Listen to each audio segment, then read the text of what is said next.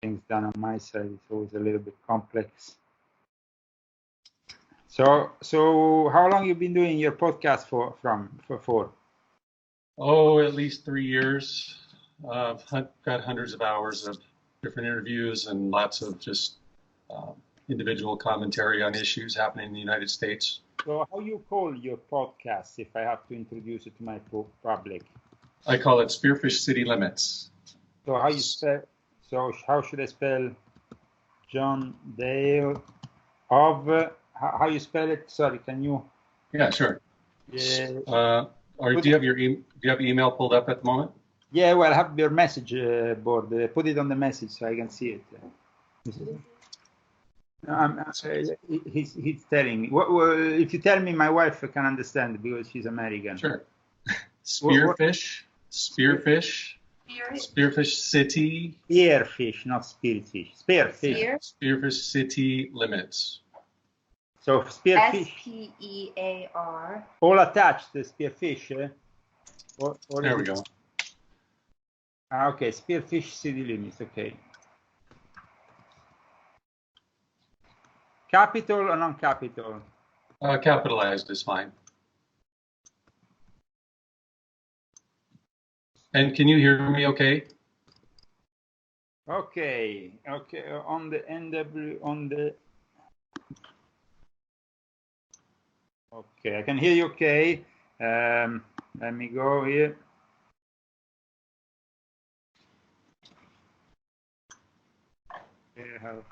That's cool. Okay, what I'm gonna do, I'm gonna start with this music, then I'm gonna bring you in, okay? Super. Likewise. Okay, that's good.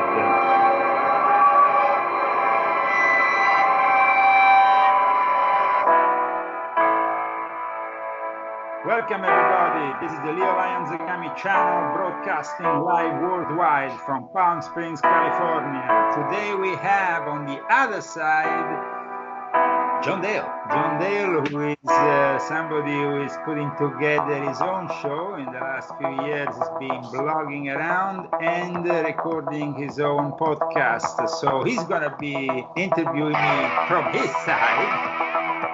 Excellent. It's great to be here. So are we live? Are we ready to go? We are ready to go, and I think we already have a lot of people following from my official channel. So I'll let you go from your side now. Okay, super. So I guess let me just start by introducing myself. I live in the Black Hills area of South Dakota, the western side of the state.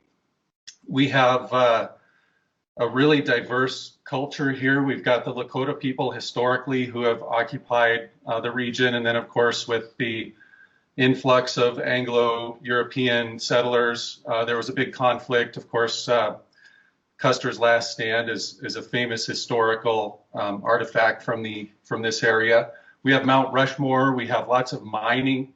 We have 3 major natural resources basins in this area. And so it's teeming with lots of different culture, lots of different ways of life and histories.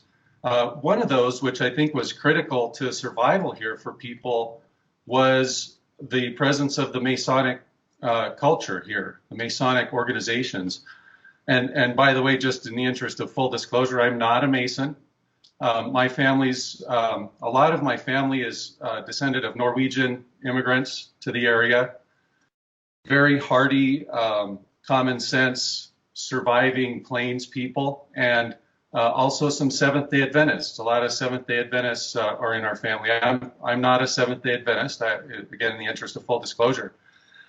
But in Seventh-day Adventism, there's a real, I would say, a pushback against secret societies and against, I think, Masonic culture too, that I've detected. Again, like I said, I'm not a Mason, and I've never joined a lodge or anything like that. I'm a pretty free, independent thinker, and I've just been entranced almost by, as I've learned more and more about Masonic history and Masonic culture.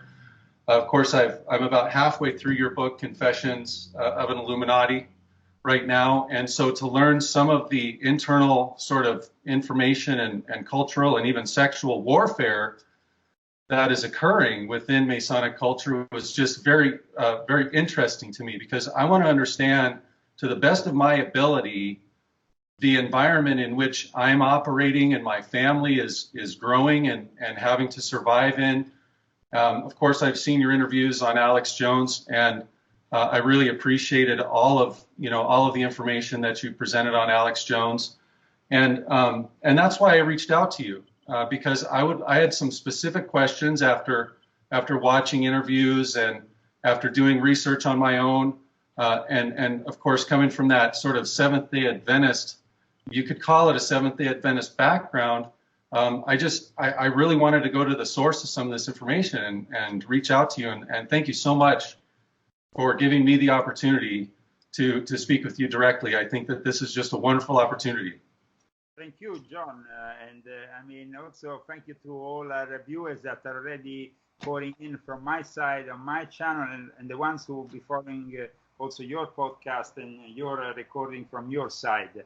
It's been a pleasure to meet you, and also to talk about the Seventh-day Adventists, who put always a big emphasis on the second coming of Jesus in their teachings. I have not dealt much with them, but had at times some encounters. They seem to be very interested in my work, at least the ones that I have been in contact with. So why not also discussing that side of things with everybody who is following us now? So I'll let you do the questions, I guess. Sure, excellent. Are tuning in to know what's happening here. So I am about to be questioned by John Dale, who is fan and who is somebody who definitely has some knowledge, who will pour in during his conversation with us. Super. Well, you're very gracious and kind. Thank you, Leo.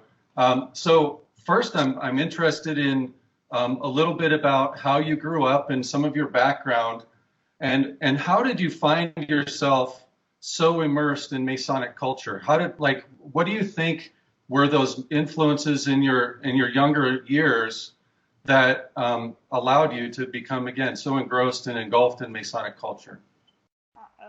I think that aside from a natural curiosity, it was my family links to Freemasonry that brought me to it. I remember after, when I was really a young child, and in the 70s, I was in Sicily visiting my grandmother, and I found this booklet on Freemasonry that belonged to my grandfather, who had just died a couple of years prior to that, and I started reading it, and I was probably not even 10 years old, and reading this booklet, which I still have, by the way. I didn't know what it was. Later on, I will understand that it was actually a Masonic patent given to my grandfather for his 18th degree. And it contained all the legend, the legendary creation of Freemasonry, of course, that it's always imagined in some kind of like allegoric, explanation. But in reality, at times, it's just legends without the proper historic foundation. But for me, who was a very young child, this booklet became very interesting, and I guess there is some elements that are very important, like, for example, the fact that Freemasonry was based on a lot of what popped up from the south of Italy when it was part of Greece, because people forget that Sicily itself was part of Greece. So at the time of Pythagoras, at the time of these great philosophers who changed the whole of what became the Western civilization after Egypt, they gave this new input. Some of them, of course, coming from the Alexandrian school of Egypt, in which all these mystery schools kind of got together before Christianity then destroyed apparently the great library of Alexandria, because within Christianity there is also elements who didn't want certain truths about Christ to surface, that were probably contrary to the emerging state religion. But aside from that, my curiosity brought me to discover that my grandfather, who had been a big politician and who I met personally, of course, when I was a child, and I remember when he died, I was only 4 years old. So, but I still remember the moment he died, and after that, it was said amongst my family members that he might have been poisoned, and so there was a whole conspiracy behind his death and his possible homicide. And so I wanted to understand more about these Freemasons, what they were doing, what they were not doing, who they were. I asked, of course, my father. He had refused to join the P2 Lodge. He had refused to join the fraternity. But at the same time, then I discovered later on that a lot of my mother's side of the family was involved in Freemasonry, also in England. So it was all this being surrounded by Masonic books, by Masonic writings, by a big library full of esoteric teachings that my father was still, of course, studying during his extensive research that he made within psychiatry and outside of psychiatry as a psychiatrist, as a leading figure in psychiatry. It gave me this input. So if you had to say what brought you to Freemasonry, I would say a series of family connections to the craft, as they call it, made me interested in Freemasonry. And later on, of course, I wanted to join, but instead of going through the regular connections or regular ways of joining Freemasonry, which is basically ask one to be one, I asked my father, who was not a Freemason, to join a form of Freemasonry that could be, of course, the right one. And so I ended up then encountering Prince Alliato di Monreale, who was himself a family friend connected to my grandfather, who had been an important politician, who had a leading role even in the ancient and accepted Scottish Rite Supreme Council in Washington, D.C. And so through him and through his initiation in April 1993, I then became a Freemason, and I started my path within a Freemasonry. But it wasn't regular Freemasonry. It was, if you study the history of Gianfranco Alliato di Monreale, which has been, by the way, all his Masonic documents were deposited at the Italian Senate archives in 1995. So there is actually an official archive that one can access. And if you go and check the Wikipedia of Prince Alliato di Monreale, it says he had been also a master of the New World Order and of the Illuminati. So, I mean, this is actually stated on Wikipedia, giving sources which are actually official sources from the government. So, I mean, people talk about the conspiracy of the Illuminati, about the fact they don't exist and all this rubbish. But the thing is that often regular Freemasons who have only a limited experience of what we can say is window masonry or social masonry, they don't really understand what goes on in irregular Freemasonry and in hidden lodges and in structures that are maybe even more powerful than Freemasonry itself, meaning those fraternities that use Freemasonry for recruiting. So yes, I would say that it was a family affair, my joining Freemasonry, and that specific branch of Freemasonry which was connected to the Sacred Roman Empire, to an association that Prince Alliato di Monreale had opened, dedicated to the nobles of the Sacred Roman Empire, association called of the Eagle and the Sword, which I think is still in existence. Though, of course, probably a lot less influential now, falling in the hands of the wrong people. But I must say that my experience was also very strong at the beginning, because after I was initiated, Alliato was arrested. He died basically while he was in house arrest. He actually was in hospital at that moment because he felt sick. But I mean, he died under a state of being a prisoner after so many years that he had actually worked behind the scenes with the American intelligence fighting communism. Now, communism was also something that I learned to fight from a very early age, because my grandfather was one of the people who marched 100 years ago in Rome with Benito Mussolini. He was in charge of the university fascist. And also because of my family history as an aristocrat, we were persecuted in Russia by the communists. We were persecuted in Sicily by the communists. But persecuted means, you know, my grandfather nearly got killed. People got killed. I had to witness I remember when I was 12 years old, one of my Russian relatives in France that had never gone back to Russia because of communism. Communists and socialists for me became the evil incarnate, which I still think they are.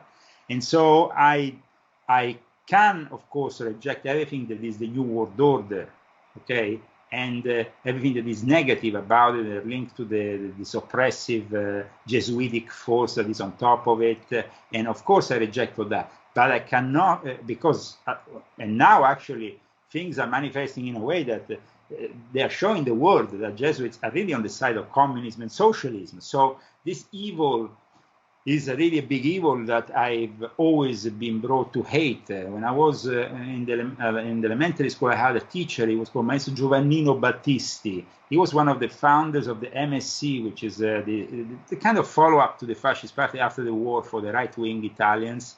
And Almirante was this leader of this force. And when I was a kid and I was at school, I would even in the spare time print I was one of those kids who was chosen to print all the posters as a printer, and I would work with my teacher to print all these pamphlets of basically of right-wing politics against the growing establishment that wanted this alliance, which was increasingly showing in the Italian nomenclature between Catholics and communists. It was denounced over and over again, but the moment in which the Soviet Union fell, in which Gladio came to an end, in which NATO decided that communism was not the enemy anymore, that was the moment in which they took over the show and they created this Catto-communist nightmare, which has taken over Italy and the rest of Europe with ex-socialist communist agents like Angela Merkel or Rothschild agents like Macron, and all these socialists that are basically transforming the EU in some sort of Soviet Union, which I had to escape because I started to be persecuted after my publications. It is. It's a totalitarian nightmare, total control using a technocracy that is driven by artificial intelligence and information systems that can take in information about our lives and then produce instantly a plan in order to manipulate someone and take away their agency and free will.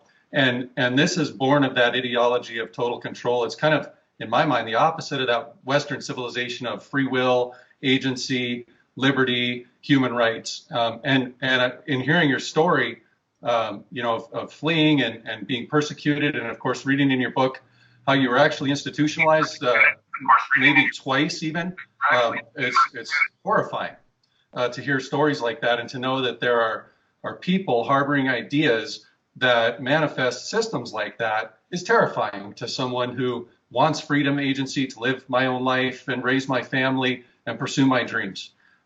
Rolling it back just a little bit, and that was a great introduction. Now I understand, that there's a lot of family influence there that introduced you to Freemasonry. But at some point, you discovered, as you were going through your own personal Masonic journey, that there were really dark elements that had burrowed in to Freemasonry. And I apologize if I'm getting some of the terminology incorrect. Like I said, I'm not coming from a real from your standpoint as an expert on Masonry. So, and what I know from reading a little bit and here and there on the internet, and your book, of course, and interviews. So thank you for your patience as I try to work through a very difficult question. At some point in your own personal Masonic journey, you discovered that there was a really dark force within that Masonic culture, and I think it's the OTO. Am I getting that right? The OTO, and they are exceptionally sexually deviant. They practice sexual magic and the art of manipulation and indoctrination for purposes of exploitation. And so, could you talk a little bit about that journey of discovery and what was your thought process as you were seeing and really getting a deep understanding of the ramifications of this split in Masonry between people who are good-hearted and want brotherhood and to help mankind and feed, clothe, and shelter people through their own cooperative efforts and free choice, versus this other extremely occultish, evil, dark, exploitative, sexual, weaponizing culture. Could you kind of explain that, your experience in discovering that, and what your thought process was? My thought process was, initially I was one of them, and actually I was myself very drawn to the dark side of Freemasonry, because right from the start, I remember, in parallel to my initiation with Aliada di Montreal in April 1993, I was living at the time in Trastevere, in Piazza Santa Maria in Trastevere, and I got to meet, actually, I don't know how it happened, they came to me, a member of this AA, Astro Argentinum, which is a fraternity which presides over Crowley's work in an invisible way, and that is independent from the OTO, but at the same time is linked to some of the various factions of the OTO that were fighting each other at that time. Nowadays, there is one prominent faction which has legally dominated all the others and have assured the name Ordo Templi Orientis for themselves, and is the Californian faction.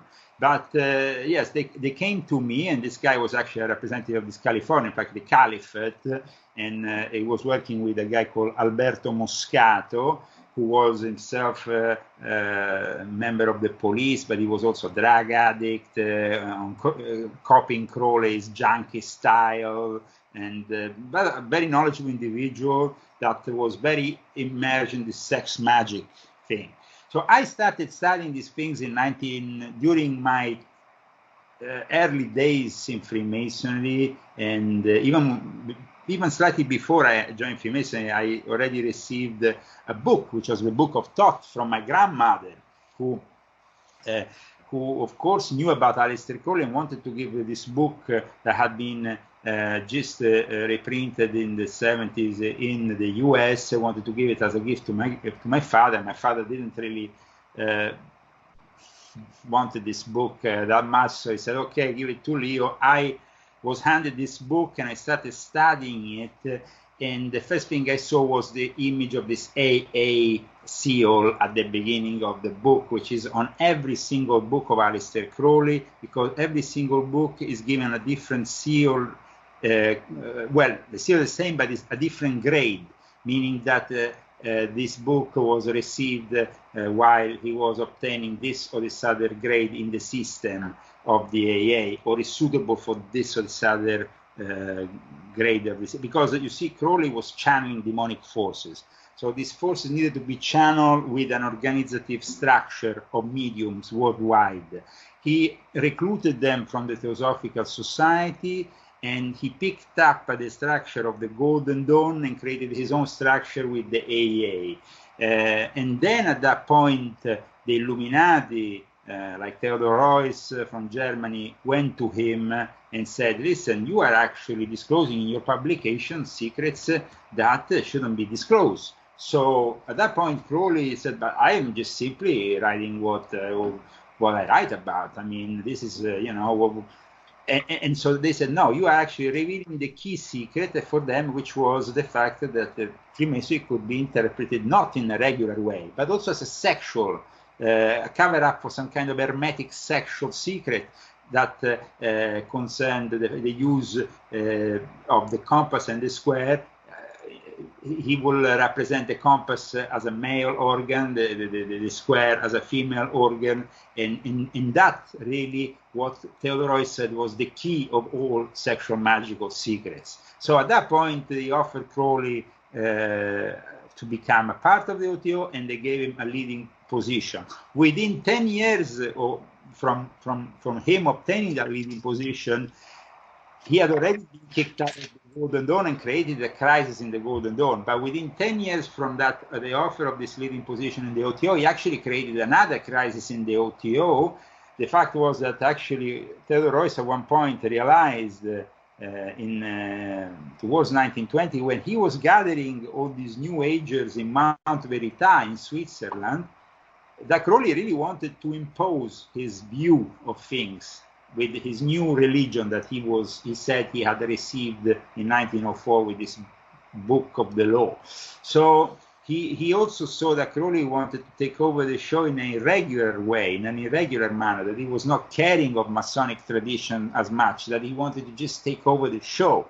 So apparently Theodore Royce actually was about to kick him out of the whole network when he himself then had a heart attack and died. I mean, some people say that Crowley probably cursed him in some way and brought him to die of an early death. So then he could take over the OTO. So the OTO is not really born with Aleister Crowley. That's a big mistake that a lot of people do, is to think that the OTO, the Ordo Templi Orientis, is born with Aleister Crowley. No, the Ordo Templi Orientis is originated in Austria and in Germany with the Illuminati. People like Theodor Royce, people like Leopold Engel, people there was this Austrian guy who was very big, pharmaceutical guy, also was behind it. And initially it was a sort of Academia Massonica. Now this Academia Massonica, this idea of an academy of Freemasonry, stayed in Scandinavia. And so they kept it alive also in the early 80s when the OTO, at this point, the California OTO that had become a Grand Lodge in 1977, started to expand in Europe. And Alberto Moscato, this guy who started to contact me through his agents in 1993, was very close to the hierarchy, to the leaders of the European OTO, which I discovered were in Norway. That brought me, during the 90s, towards Norway, because I was interested in knowing what was happening in Norway. People were burning churches. There were a bunch of Satanists that were, of course, doing things out of this world. But I was still making my mind up. I was in a sort of Luciferian modality, a Gnostic Luciferian that wanted to see how things were in the good and in the evil side. So I wasn't really taking sides yet until in 2001, between 2001 and 2003, I got initiated in those upper degrees of the OTO that finally make me realize that these people were into human sacrifice, child sacrifice, use of fetus, all these things described in the upper degrees.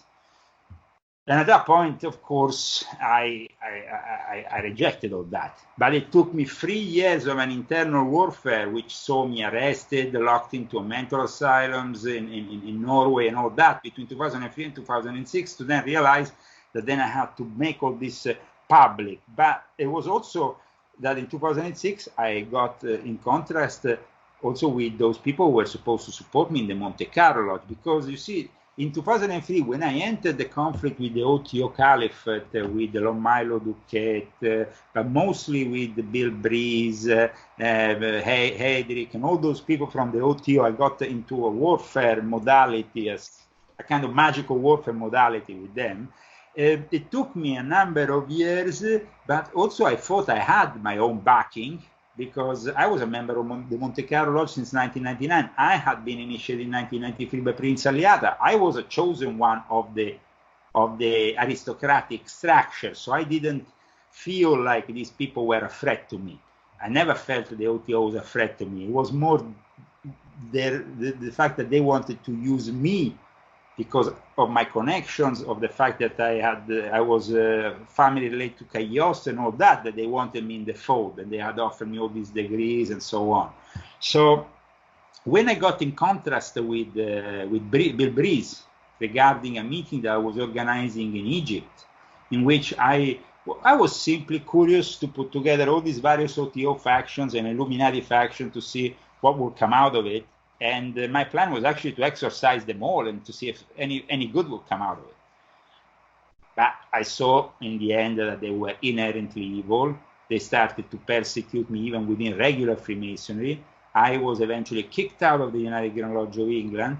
I didn't accept being kicked out of the United Grand Lodge of England by these people. So what they did, I called people from the rites of Freemasonry, especially the Egyptian rites. I had been initiated as a 1995 years earlier, so I had a few connections in that in that network, the Egyptian Rites of Freemasonry. Because of also my family link with Cagliostro, I had some kind of influence within this Egyptian Rites of Freemasonry. And so I managed to get in contact with a guy called Rui Gabiro, known also as the Duke of Gabinda. Some people call him Mafuka. He's a guy connected with the US intelligence who very influential in South America, a lot of connections also. But he was maybe the guy that was, for me, the ideal guy to create some kind of friction within the Lodge of England. So we created this schism in 2005, between 2005 and 2006, with this regular Lodge of England. So we actually created, for the first time in history, a breakaway group, denouncing the fact that the United Lodge of England was almost taking orders from the Ordo Templi Orientis. I couldn't, I had been investigating Ordo Templi Orientis also under a mandate from John Hamill, Director of Communications, and Robert Gilbert, and suddenly I found myself as the villain who is, who has to go in front of a Masonic court to defend himself. I wouldn't defend myself in Great Queen Street in front of those British idiots because I didn't have anything to defend myself of. And aside from that, my family took it very personally because you understand, I mean, a guy like me, with my family history, connected directly to the Queen of England through the Lion family of the Glamis Castle, I mean, directly related to the Queen, being accused or having done something against the craft in England, it was a big insult. Even my mother took it personally. So I said, okay, I'm going to wage war against you. And I asked help of the Grand Lodge of France. And we actually, for a while, created the controversy. As much as I remember, the Marquis of Northampton at the time was in charge as Deputy Grand Master. He came officially out with the quarterly communications and said, oh, there is a group that is plotting with the Grand Lodge of France. So, I mean, to actually get the Marquis of Northampton in the official quarterly communication, which is like the most powerful thing done worldwide by Freeman, it was kind of like, I mean, for me, at the time I was 35, 36, so it was very good. I mean, I kind of like just nailed down the problem here. These people were afraid of people doing things differently. And so somebody's asking me here on my board if I've been excommunicated by the Catholic Church. I've never been excommunicated by the Catholic Church. I wish they did. I wish they will excommunicate me, but I'm still a full-fledged member. I'm actually in their books, and I have still the support of many traditionalists in the Catholic Church. So they have they are cowards. The Jesuits are cowards, and they trust me that they will never probably excommunicate me because it will go against their own tradition. That's the thing, when you are born into a tradition, a Catholic aristocracy that goes back 1,000 years and more, both on my mother's side and my father's side, it becomes very difficult then for a church to fight somebody who is the descendant of people who have actually defended and made the church in what it is. So my thing here is that at one point in 2006, then I realized that even the split with the Regular Lodge of England wasn't good enough because there have been a lot of compromises, even from the Duke of Gabinda, done with Italian irregular Freemasonry. The Monte Carlo Lodge, in the meantime, with people like Comandante Giorgio Ugo Balestrieri from the International Division of the Rotary Club in New York, another member of the Illuminati and of Gladio and of the P2, who had changed citizenship from Italian to American when he had problems with the P2, he became like my number one enemy within the Monte Carlo. We clashed because I understood that they were not being honest about fighting the OTO. Because I went basically back to the Monte Carlo Lodge and I said, guys, these people are Satanists. We can't have them within our lodges. We can't have anything to do with them. We shouldn't even be remotely associated with these people. And that started an internal war in the Monte Carlo Lodge, in which actually Jean-Pierre Giudicelli de Bressac-Bachelerie, who is this French aristocrat, took on my sides. And then the Italians instead, they were all against me. There was a meeting done at the golf club in Sanremo, and this meeting concluded that the French were on my side and the Italians were against me. Now, I'm not really a big fan of the French. They are inherently assholeish all the time, but actually when you become a good friend of the France, they stand by you. And this demonstrated that the French might be initially always a little bit abrupt and rude, but when they understand that you're on the right side of things, they support you all the way. So I though had to bring out my own creature, because in the meantime I had created in Monte Carlo Lodge an Illuminati structure since 1999, which was the Ordo Illuminatorum Universalis. And so at that point, what they did in 2008, after 2 years of me exposing them on the internet, they called me back to discuss this whole thing in the city of Livorno. I went to meet one of the representatives. I arrived in Milan. I was picked up by one of the representatives. Of course, I picked up also one of my representatives to make sure they will not kill me, murder me, throw me in a ditch. But I mean, with great courage, because I mean, to go in front of people that are all colonels of the military intelligence, people who deal with things, they can kill you, no problem. They don't have that kind of same sense of, you know, in that world, the life of a person is worth not, I mean, it depends how much it's worth, but it's not like it's a sacred. The life of a person can be killed very easily. That's it. They can throw you off the cliff in a moment. So it took some courage, but I went there. It was December 2006. And then I gave the speech that I gave already before when I got in contrast with the Balestrieri, when I asked them to investigate the Bohemian Grove, the Skull and Bones, the OTO, and all these groups. And they refused it. But I remember still in this table, the meeting was done in this Center Solidarità and Lavoro, which was also the center of the Christian Democrat Party in Livorno. It was later investigated in 2007 by the Italian authorities. And so what happened, just a second, I take this off because I have one of my things open here. So what happened is that I kind of wanted to still have a dialogue with them. I went there and they kind of, they didn't threaten me, but they made me realize that I should have avoided mentioning them further, to not have problems. In the meantime, they introduced me to some people, and these people were the people who actually in the end ended up being my worst enemies.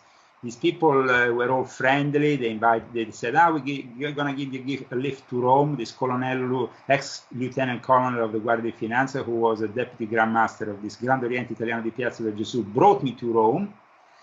And then I went back to Norway, because at that time I was living in Norway. So I went back to Rome, but in the meantime I started to work with this Grande Oriente Italiano di Piazza del Gesù, this Nicola Tucci, who was the Grand Master, their Sovereign Commander, who was this other guy called Mucciardi. And then, of course, the year after, the police investigation demonstrated that what I was saying about this group in Livorno of the Monte Carlo Lodge was actually true. It came out in the news that these people were colluding with politics, with things. They were doing all kinds of illegal things. And these names that I had started to expose in my first 2 years of public exposure, they actually came up on an official investigation by a magistrate, Harry John Woodcock, who is this Italo-English magistrate. So these things are not fiction. This is reality. And then at that point, what happened was that in 2008, after I was started to be persecuted in Norway, which led to an accusation of espionage, and I had to flee Norway. But before that, I came back to Italy from a trip to America of 3 months in June 2006, and I went to the Grand Lodge of this Grande Oriente Italiano di Piazza del Gesù, and I started to get more and more involved with these people. And these people, though, after a year, realized a plan to have me locked in. So I understood that it was a trap. But at that point, it was too late. I ended up in a trap that brought me inside a mental institution. They filmed me with a camera while they basically wanted me to declare me some kind of Messiah, Armageddon thing, and they made a video which was meant to ruin my reputation. Fortunately, nowadays people know about it because I have wrote in my book, I have talked about it in interviews, but this video is still available. I mean, you can still access it through the internet. And though demonstrated even in front of a judge because after I talked about this whole conspiracy in one of my books, which I published in Italy in 2012, and after a year, they sued me in a law case for defamation. And that was the lawsuit which went all the way till this year, and that in the end pushed me to leave Italy, because that piled up with other lawsuits that they were putting together. They were actually threatening my life. They were threatening all my savings, everything that I had put together. And so I really fought a direct war with these people. And this now the judge, for example, condemned me on the 5th of June. And imagine this, the judge condemned me without the motivations.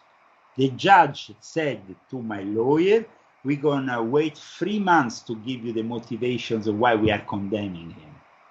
So I'm condemned without knowing the motivations to pay something like $15,000, which will be the beginning of my downfall, because at that point, if I give them this much, they will take everything. So I was forced really to flee Italy, especially after the police started to come at my door for Facebook posts, for things that, I mean, it was becoming really dangerous for both me and my wife, especially since, but all this started in 2012, 2013, when I started to get involved with politics, when my books, of course, became a huge success in Italy. I started to go on TV. I started to become a popular figure. That was something that the media didn't want. So, of course, when I then brought it to the political level, I candidated myself in parliament, and then I failed with that, but then I brought up the Pitchforks Revolution. Now, the Pitchforks Revolution became the inspirational for then the Yellow Vest that we saw in the last couple of years from France.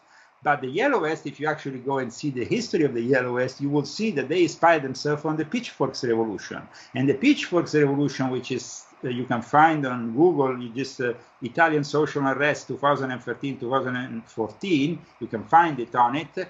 The Pitchfork Revolution was a real and proper revolution that unfortunately failed because of the corruption of the parties involved, not mine, because I was one of the ideology, the people who created this Pitchfork Revolution, which basically for 3 or 4 months blocked the whole of Italy, using the truck drivers that will position their trucks at the exit of the highways, using a bunch of people that will manifest constantly, and we had placed 100 different tents around Italy with our representatives. Of course, we were all threatened by the Italian secret police, and the Vatican invited us for a talk with Pope Francis, but that was really the beginning of the end, because we knew that they wanted to just place instead their own candidate of choice. Leo Zagami was too extreme for Italy. They needed somebody who was working with the elite. So Matteo Renzi went to see Angela Merkel. Matteo Renzi became the prime minister. Matteo Renzi then conspired with Gentiloni in 2016 when he arrived as new prime minister against Donald J. Trump, and they created the Russia collusion investigation with this whole base of fake news and agents that were all popping out of Rome. So you see, this is like, it becomes then a spy affair of immense proportion, because it touches even on the US presidency. But basically the enemies of Leo Zagami are the same enemies of Donald J. Trump. So common enemy, we become great allies. I personally myself from the beginning believed in Donald J. Trump as an opportunity for us to make our point, and that's why in 2015 I said to Alex Jones when he came to Rome, this would be the right choice and we have to follow it up. So me and Alex made this great alliance from there on, and still the results are in front of everybody's eyes, because they will not persecute us and censor us if we were not so dangerous to the system. So we must have done something right in the meantime. Don't you think so? It's resonating. It's resonating with the people of the United States, who are typically thought of as free people, but in reality, this totalitarian system has encroached upon our own political systems and our own culture here in the United States. And just looking at your shirt, Save America, we are in trouble. but it's not too late. And information is power. It's the new super weapon right now, transference of information quickly over the internet. And that was a wonderful story. Thank you very much for sharing that. And as I was listening to you tell that story, I'm remembering back to your book when you talked a little bit about astral projection. And then I hear the story about the pitchforks revolution and yellow vests. And am I using that notion of astral projection correctly by kind of superimposing it on that progression from the pitchforks revolution to the yellow vests? So you had an idea that manifested, you and probably many others had an idea that manifest, and then that idea transferred and manifests somewhere else. There is evidence of it in the first edition of Invisible Masters, it was called, in Italy, that came out at the end of 2012, beginning of 2013, and that was in the book I wrote. You know, the content, revolutionary content of this book is positioned here, so in 1 year from now we can start really taking on the revolution in the streets. I wrote it, and it's it's like a witness and testimony of me being one of the people who ideologically put together this pitchfork revolution. The problem was that because of the power of this idea, I was persecuted. The moment in which they put me in front of millions of people, Rai Uno, which is the main TV channel, and they were interviewing me, I just said the truth. I just went on and denounced the president of Italy for his own responsibilities in hiding the truth to the people, especially regarding all the terrorist attack of the 70s that involved the P2, the Gladio, and everything else. I said we have to really come out with the truth about all this, even if it means like we have to in some way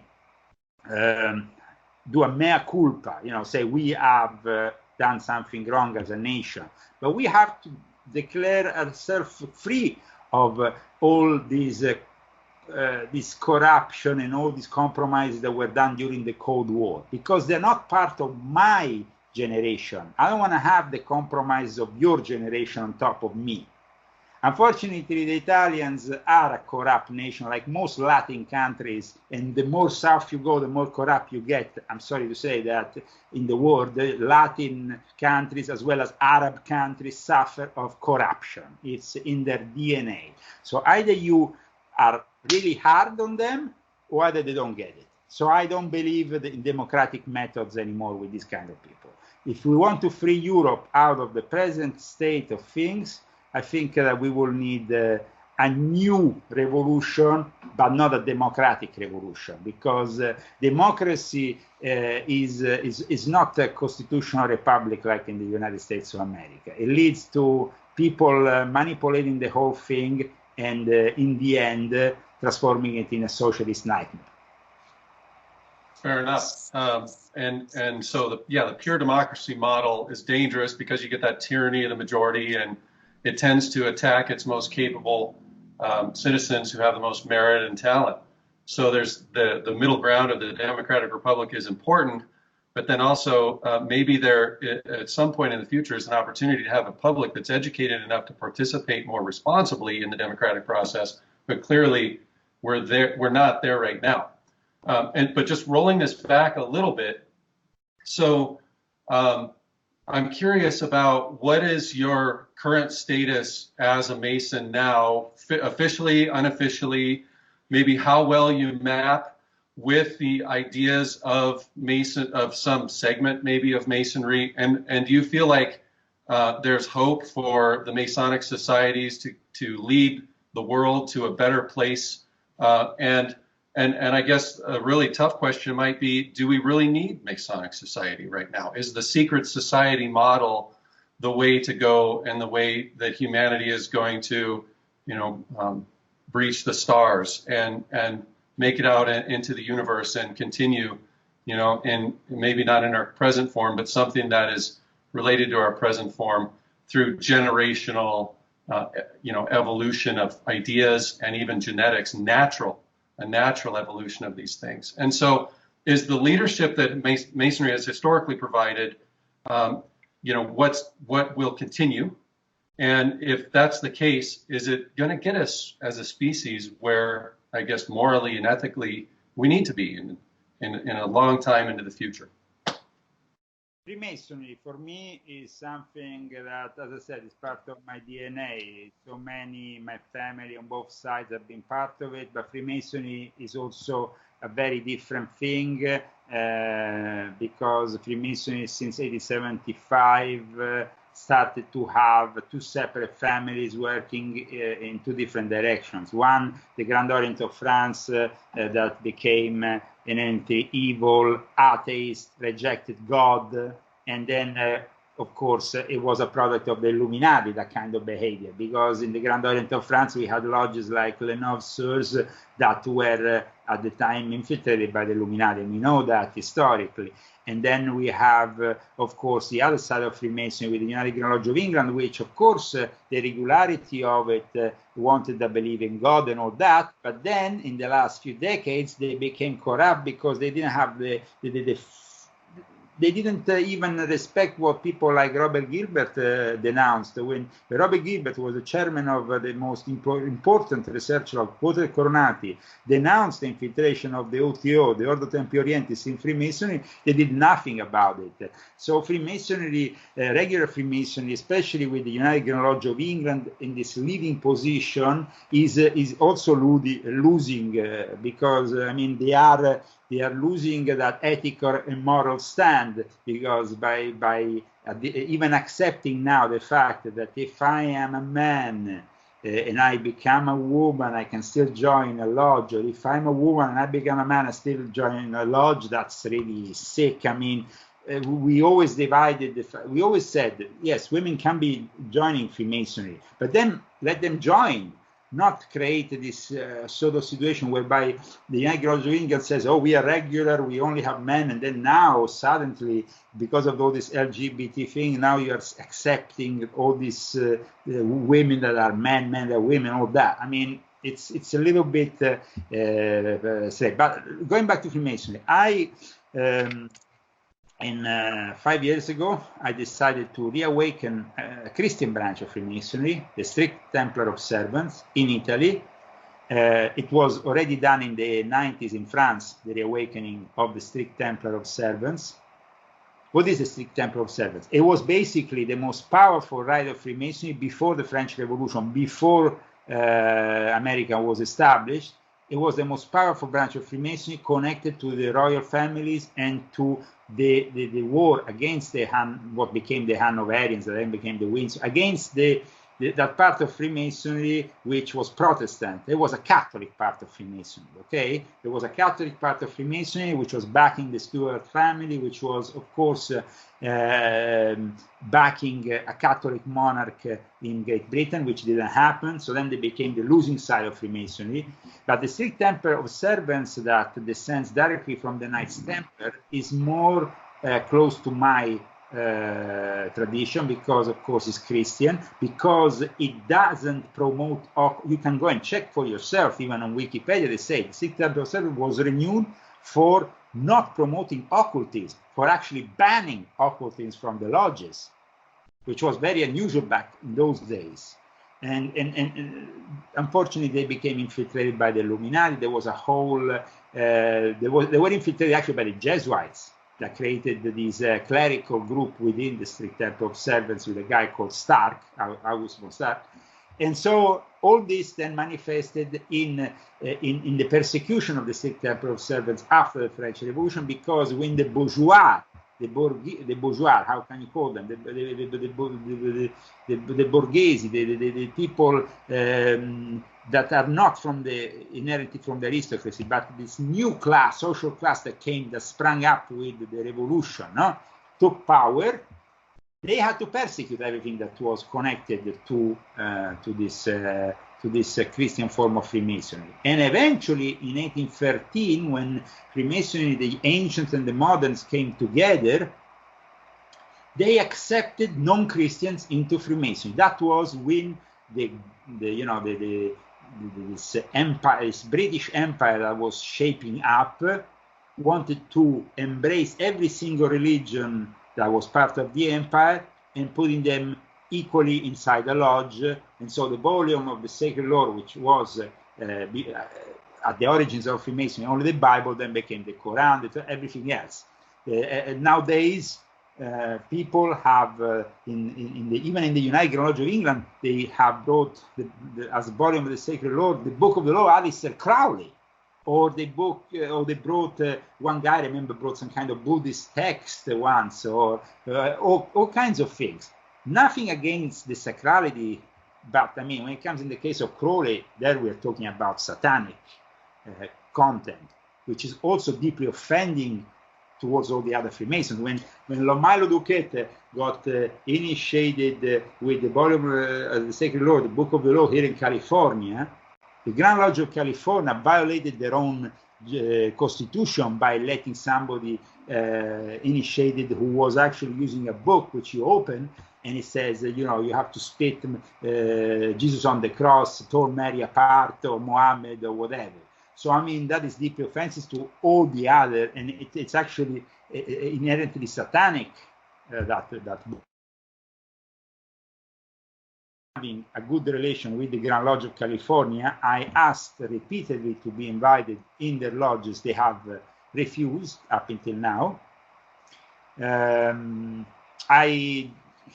As I said, I had my own obedience as a Grand Master. Of course, I haven't been part of regular Freemasonry for many years, but I had my own obedience. I've been part of Supreme Councils, also Supreme Council in Romania with General Savoy and many other things. So I've actually been active in Freemasonry, very active in French Masonry, but also in regular Freemasonry. Now that I'm here in the US, I would actually would not mind to be part of a regular lodge and just go and do my regular Masonic work, because I find positive things in Freemasonry. Problem is that Freemasonry is becoming increasingly politicized, which is also against the tenets of Freemasonry, which should not discuss neither religion or politics. But now in the US, it's becoming increasingly politicized. So I'm afraid that the Grand Lodge of California is kind of being a little bit unfriendly towards me at the moment. Though I don't know how long they will keep this position, because I'm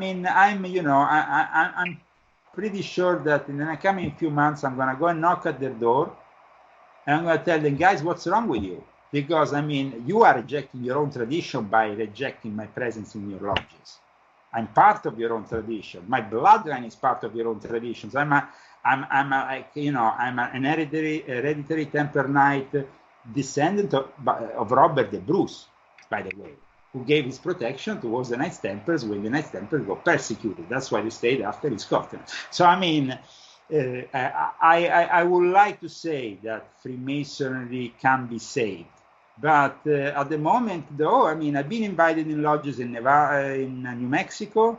I've been invited in lodges in other parts of the US, where they are more open-minded. I hope that California and Colorado and other places where the libtards have complete control of these Grand Lodges, situation changes as soon as possible, because libtardness and left-wing behavior is contrary to the tenets of Freemasonry. They should join then the Grand Orient of France if they are so much enthused by that kind of behavior. So there is a big war going on here. It's the war between angel and demons. And at the moment, the Grand Lodge of California, the way they're acting, they are on the demonic side. I hope they change. So I'm obviously don't come from a Masonic background, and so this is just so valuable for me to get your take on some of this stuff. The intellectual property that you possess would be an asset to any organization and that wants to understand the world and the culture in which we're operating. So I would agree with you that if they're preventing you from joining, I think that's silly. They're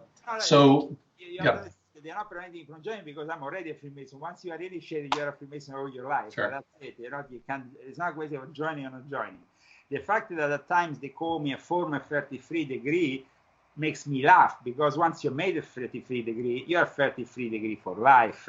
Of course, you can say you're a former member of a Supreme Council, for example, or you are a former member of a lodge, or a former member of a Grand Lodge, or the fact that you have been like me, encountering some problems, and then at that point kicked out of Freemasonry, like when the United Lodge of England took the sides of the OTO instead of mine. Well, of course, that is then the judgment of who, because then after that, I still went for many years in Masonic lodges all over the world. I was guested even by a lodge of the Grand Lodge Nationale de France a couple of years ago, which is itself recognized by the United Lodge of England. So in the end, and by most U.S. Grand Lodges. So it's for me, Freemasonry is part of my life, and I think that those people who say Freemasonry is anti-Christian should study Freemasonry and the Christian roots of it, and they will understand that Freemasonry was a Christian fraternity taken over by demonic and occult forces that some people have tried to stop, but unfortunately, because of the ignorance of many, they have taken over the show.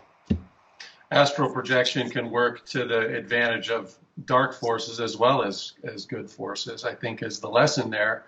And there's been a very powerful force that has infiltrated Masonry, and those ideas are also, they have entropy.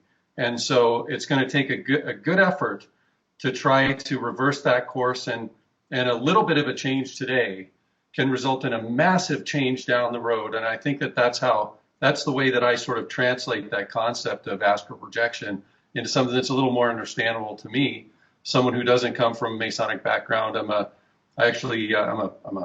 practicing moral philosopher and a technologist and a family man and whatever I have to do. I hung Christmas lights one year, whatever pays the bills. But I'm coming at this from a point of ignorance. And so I would like, if you could kind of give us all a quick crash course in the difference between or not necessarily the difference, but just compare and contrast Illuminati versus Mason or Masonry versus Knight Templar, and maybe bring in some of the time frames of these movements and organizations so that we can understand the difference, because I think, and I'm probably guilty of this too, that they get used incorrectly and interchangeably when they're not quite. Like the Illuminati is distinctly different from the Masons, is distinctly different from the Knights Templar. So would love your take on that, Leo.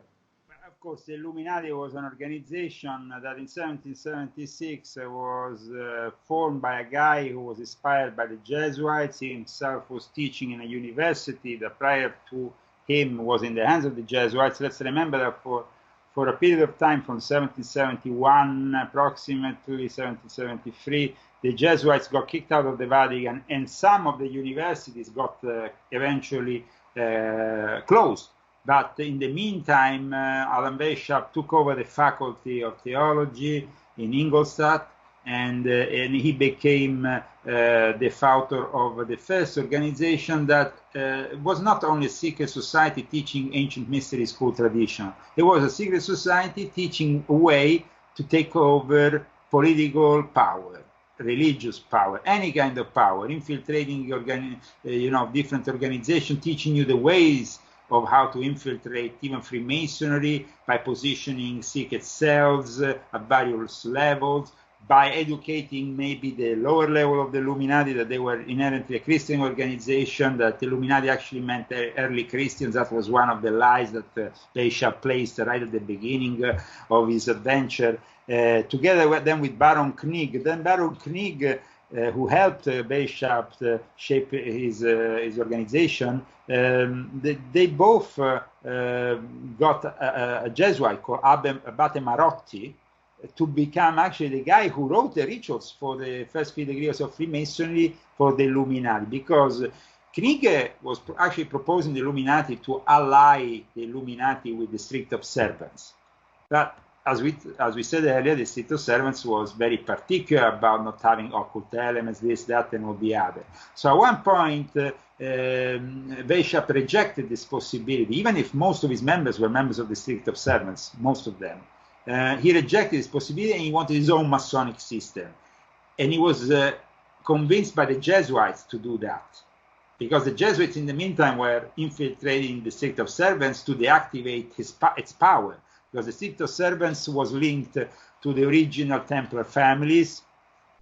It was said to be linked to the bloodline of Jesus, and it had basically secrets that could be dangerous for the Catholic Church. So the strict temple observance eventually became in France the Chevalier Bénéficiaire de la Cité Sainte, which then became the rectified Scottish Rite.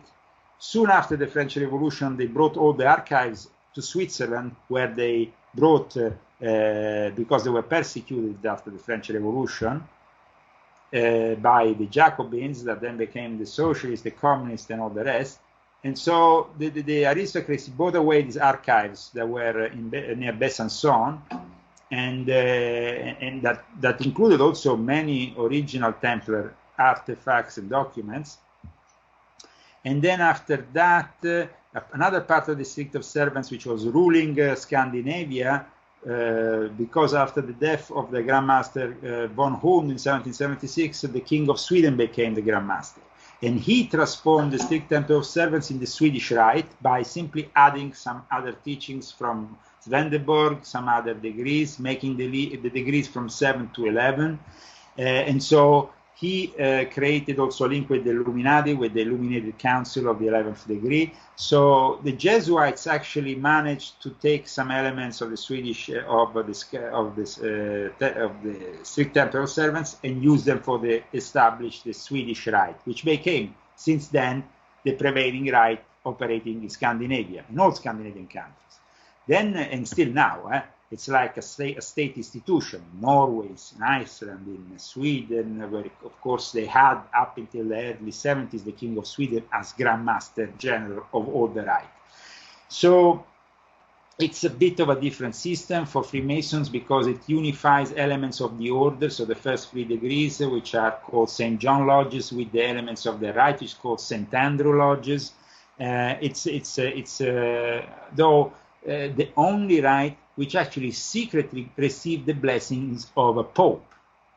So it became also, the thing that people don't know is that the strict temple observance at one point actually was practiced in the Vatican.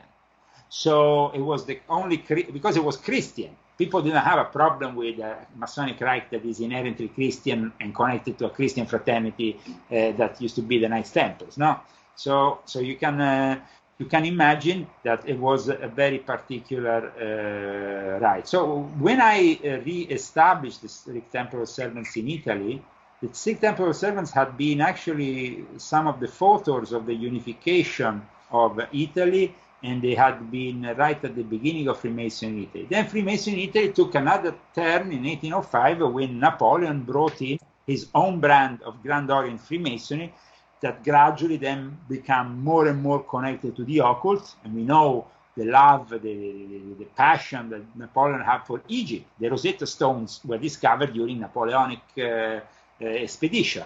So a lot of the officers of Napoleon became involved with the Arcana Arcanorum of Cagliostro, the Egyptian rites. And so all this, in the end, is a situation in which Freemasonry became gradually, in the last 2 centuries, more and more infiltrated by occult elements. That's why people nowadays, when they say Freemasonry is satanic, they are not completely wrong, because Freemasonry has not done anything, has not done enough to fight the Satanism that was infiltrating them. They should have really said, no, kicked out all these people. Are you a believer? No, then go out. I noticed, for example, that in the Swedish Rite, you had to be a Christian to join, just like in the, and you have to be a Christian to join the York Rite. Or at certain levels, you have to be also a Christian to join the rectified Scottish Rite. But when it comes down to then the fact that they actually practice what they preach, that's a different thing, because the Swedish Rite nowadays is infiltrated by Satanists like Eric Bogdan in Sweden, who have taken over even their center, their major center for Masonic studies in Sweden is under the control of a member of the OTO. And it's supposed to be a Christian fraternity. So, I mean, they are not being coherent with what they're preaching. Memphis and Mizraim, and Mizraim and Memphis, and all those lineages of Freemasonry are irregular. Now they have been made regular by Giancarlo Seri in Moscow. And a lot of people, I participated myself to Memphis and Mizrahi meetings. I was invited a few years back. I even interviewed the deputy Grand Master of the Russian Freemasons who participated to one of the meetings of the Memphis and Mizrahi in Italy. And it was a very interesting experience.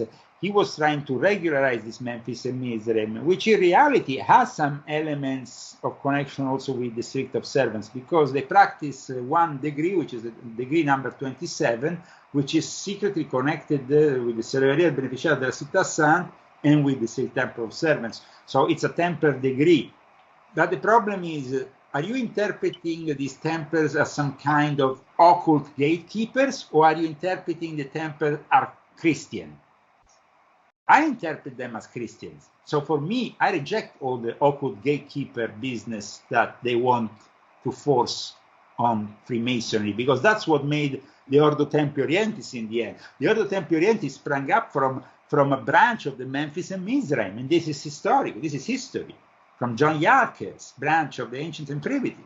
So everything that I've been saying today is proven by history. It's not a conspiracy theory. That's why we have to really reject all those people who call us conspiracy theories. And that's why in the last few years with Alex, we have demonstrated that what we've been saying on InfoWars, it's actually true. And now people, we've been saying that Epstein was Epstein for a long time. Nobody listened to us. We've been denouncing Weinstein for a long time. We denounced the Pope for a long time, and all these perverts like Pell, and nobody did anything. And now, they finally discovered that we were saying the truth. Yeah, we were saying the truth. We are not conspiracy theorists. We are conspiracy realists. That's what I said in my book.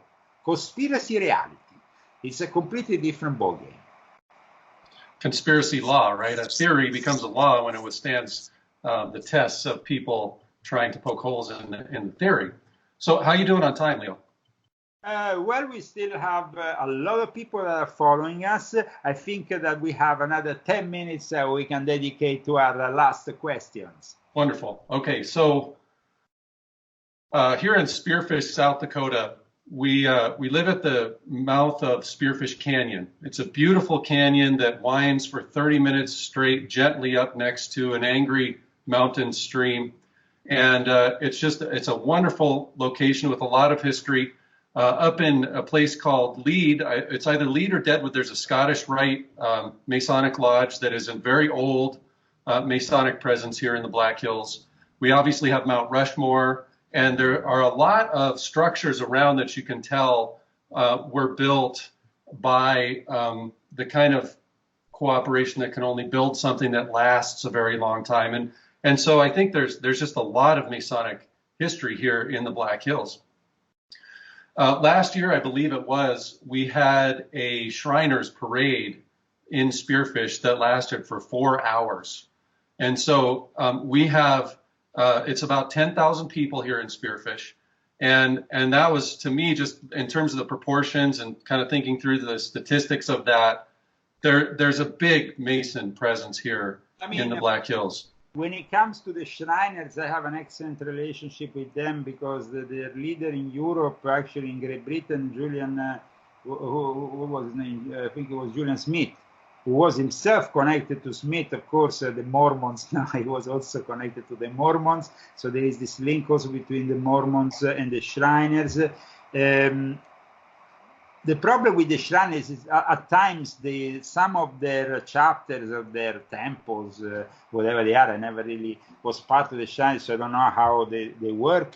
They seem to have really exercised some kind of heretical belief in which they were actually putting the Quran at the center of the temple and snorting cocaine on it, bringing prostitutes, and basically transforming the whole of Islam in some kind of pantomime.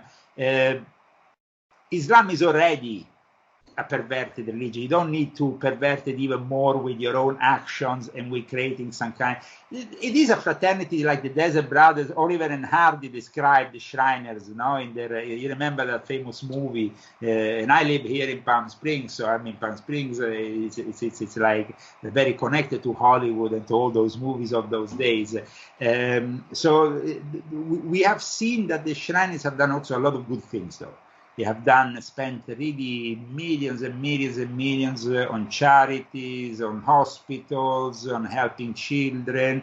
So you have to always, weigh the two things. I'm sure that there is a positive side to the Shriners as well as there is an evil side to the Shriners. I don't necessarily believe that their initiatic system has anything of truly initiatic. I think the fact that they want to be linked to Mecca and to the Black Stone is for me something that, it's not really, it doesn't seem me really very supportive due to also my own personal experience with Islam, which is also something that I did in the past.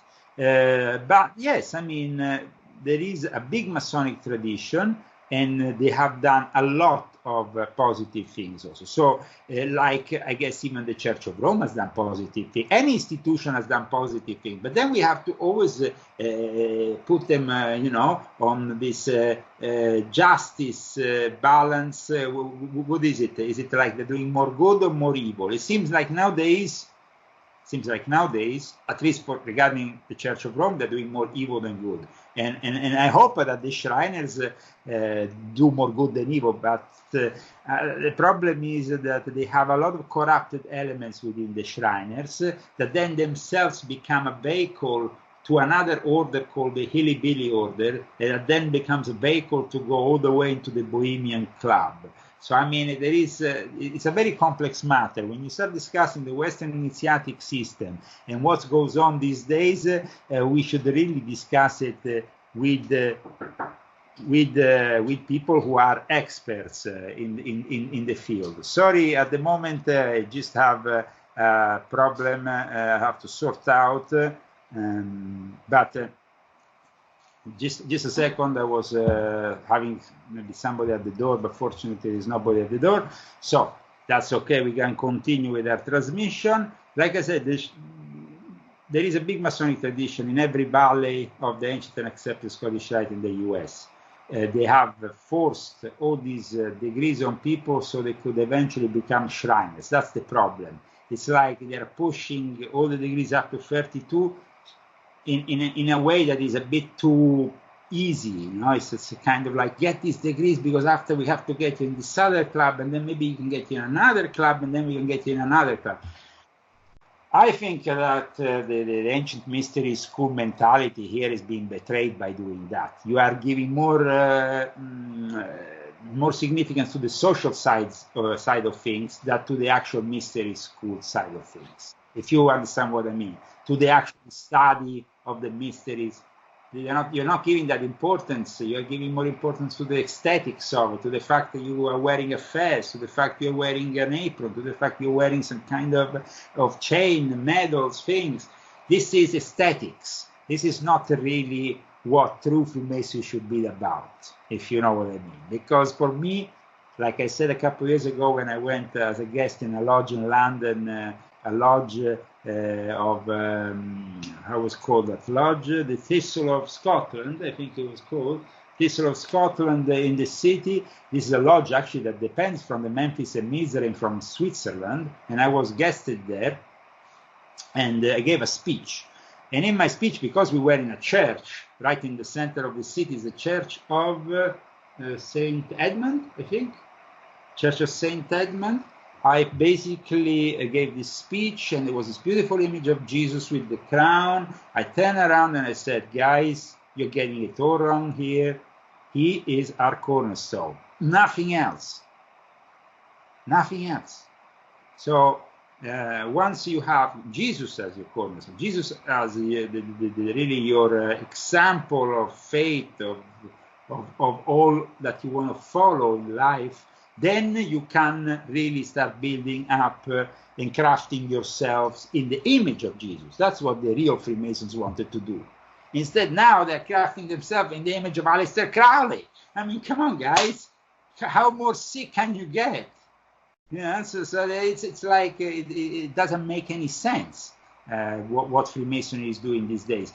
I have proposed, and already a few Freemasons in the US are interested in my proposal, and this, regardless of the fact that College of California might ever invite me to be part of their fold, I have already brothers from various ground lodges all over the US that were interested in reawakening with me also the strict observance in the US as a Christian Masonic rite to gather Christian Masons. I think Christian Masons need to gather together, kick out the Satanists out of the lodges. If they don't kick out the Satanists out of the lodge, at that point they are themselves in league with the devil. And then you can say, yes, Freemason is in league with the devil. But first they have to refuse to comply with this request, which is to kick out all the negative elements, because they will pollute also the egregore energy of the lodge. So, I mean, you are actually risking your life when you're sitting in a lodge sharing the same energy as a Satanist. I saw lodges that were polluted and brothers dying one after the other, just because they were actually sitting next to a Satanist. So given that here in the Black Hills area we have such a, what I would call a density of Masonic participation, first of all, how does someone know who's not a Mason and not really in the community? I do have some Masonry in the family, but nothing like you, Leo. And so how do I know how infiltrated our local Masonic community is, first of all, with Aleister Crowley teaching and OTO Masonry? It's very easy. I have, for example, a few friends who are also in the Proud Boys, but they're also Freemasons, for example, who are in places like Albuquerque. And they went around the lodges, and they spotted very easily the lodges that were infiltrated by the Satanists. They actually, the incredible thing is that in one case, and this was actually reported by a Freemason, a 32 degree, who was at one of my conferences in Kingman, Arizona. He gave this testimony in front of the rest of the audience. In one case, there was a specific group that was wearing actually a demonic tattoo on them. And each one of them had the same demonic tattoo with the seal of this demon. So they were really easy to be spotted, because they made themselves easily to spotted easily because of this symbol they actually had put on their own skin. So there is a lot of lodges that are infiltrated. We just need to open our eyes and have Christian Masons looking clearly, and it's very easy to spot them. I mean, they spotted at least one lodge that was clearly in the hands of Satan in Albuquerque, but there is many others around the world and around the US. So I guess just in closing, I'd like to thank you so much for taking the time today to I guess shed some light onto this for me personally. And I know there are other people in this area who have a lot of questions, and I think they're operating largely from assumptions, which is not a good place to start. You want to have some knowledge, you want to have some idea of what the truth of the circumstances are before you would take any kind of action whatsoever, whether that's going to a lodge, knowing what symbols to look for. But since I'm not a Mason, I'm virtually powerless at this point to affect any change directly. However, I believe that this broadcast is going to be listened to and watched by a lot of people in our area who are within that Masonic community. And so I would like to invite you to speak directly to that community, not really knowing at this point how infiltrated they might be by these really dark forces. And so, and I would like to just kind of give you the last word. But before you start, I just also wanted to thank you so much for taking the time to speak with me. This has been a real honor, Leo, and thank you very much. So go ahead and go ahead and speak to our local Masonic community here, and then we'll end with that. Well, I would like to speak to the local Masonic community by saying, first of all, get my books. Get my books, because it's not because I want to promote something, because of course I want to also promote my books because they make my living, they make it possible for me to stay here in the United States and also become hopefully a US citizen sooner rather than later, which is a very costly endeavor when you have to do it legally. But to the Masons that are out there, I want to say to them that there is a possibility here to really go back into the right side of history. While ignoring what I'm saying will place you in the wrong side of history. So for all those Masons who are viewing us, who are listening to us, I will say, why don't you just invite Leo Zagami for a talk at your local lodge, like other lodges have done in Philadelphia, in Albuquerque, and around the US already, to finally realize that we can be on the right side of history again, that Freemasonry is generated from a Christian root. Our origins are in that cornerstone, which is Jesus Christ. Rejecting that cornerstone will make, if you take the capstone, the whole building comes down. And this is a rule of Masonry that we all have to obey. Now, the fact that I'm here in front of you, asking you to wake up and maybe embrace a different idea of things, not just the social help that Freemasonry can give and continues to give in each community in the United States where they are involved with a lot of work, which is really very good. I mean, they are spending money on ambulances, on things, on hospitals, on whatever cause they are marrying. That is the social side of Freemasonry, which still is very important and makes it. But then Freemasonry is not a Rotary Club. Freemasonry is not a Lions Club. Freemasonry is something more. So don't forget that. That's why you have to reinvent yourself by going back to the roots, rejecting everything that has polluted this fraternity, and opening up to a self-criticism there where you have got it maybe wrong, and those, okay, if, for example, the Satanists are prevalent in a specific rite, and I know that they are, that rite is the ancient and accepted Scottish rite at the moment in the US. Well, to those brothers who from the ancient accepted Scottish rite, who know that they have in their Supreme Council OTO members, I will suggest this state of things to change immediately, to discuss this, to really think if it's possible to go back to a time in which these people, like at the time of Crowley, were not accepted in their Supreme Council, were not accepted in the regular lodges. Let's send them back into the fringe of Masonry. Let's send them out of the regularity of the fraternity once again, so then we can place back Christ, God, at the center of our fraternity, which is of ancient and accepted Freemasons. So this is the message which I want to give you and your viewers, listeners, all the Freemasons, the brothers who are in those areas. And of course, I hope that sooner or later they will get it, that if they don't do anything, then gradually they will see this society falling more and more into chaos, the media promoting more and more the evil, the family values being destroyed, and everything else. There is been people within the Thelemic community lately who have kind of like, some of them,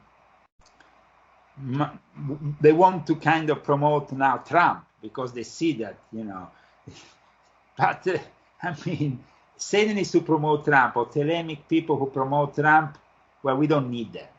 We don't need that. I mean, Trump needs to stand as a righteous man on the right side of history, which is what he's doing. So that's why we support him. And we will support him until he stays in the right side of history. And so I hope that your viewers, your listeners today have had a wide overview over all these topics, and they can make their mind up on what they want. Democratic Party, left-wing ideology, all that, unfortunately, those people are on the wrong side of history. And if they don't change their personal beliefs, they will simply join the rest of the herd as zombies in years to come.